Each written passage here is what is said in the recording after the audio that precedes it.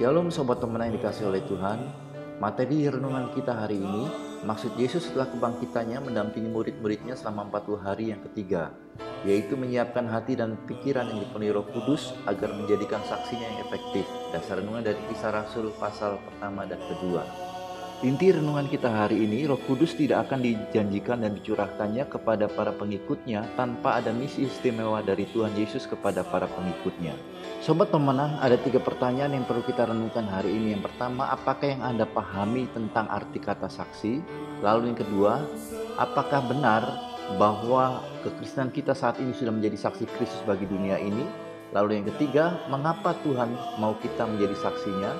Tuhan ingin kita menjadi saksinya, itu sebabnya Ia menyiapkan hati, mental, dan mindset kita untuk hidup dalam pimpinan Roh Kudus. Saudara, pencurahan Roh Kudus itu adalah merupakan momen di mana Tuhan mau kita melakukan perkara-perkara yang besar. Katakan amin. Dalam Kisah Rasul 1 ayat 8, kai SST mau martures. Apa itu saksi? Sehingga Yesus harus mati di kayu salib dan Dia menyiapkan murid menjadi saksinya.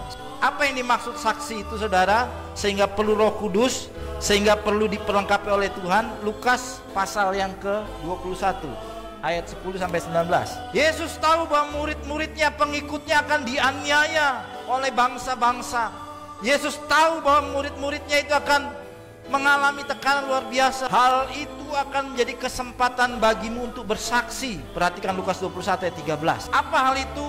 Waktu engkau dianiaya, waktu raja-raja penguasa-penguasa menghakimi kita karena nama Kristus. Kata martures itu, saudara, itu hanya bisa digunakan buat orang-orang yang mati martir. Saudara, kekristenan belum mati untuk Kristus, saudara belum pantas disebut sebagai saksi. Hal itu akan menjadi kesempatan untuk menjadi saksiku. Di situ kata martur. Waktu apa? Waktu kita dihakimi oleh orang-orang yang menentang Kristus.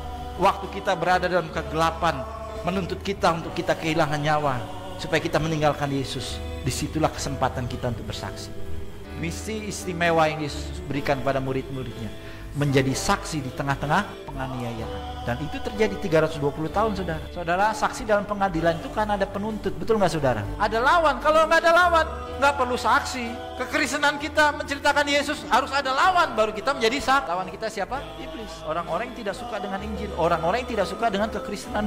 Sobat pemenang, mengikuti dan meneladani ajaran Tuhan Yesus Kristus berdoa dengan tidak jemu-jemu. Mari kita responi renungan hari ini dengan berdoa.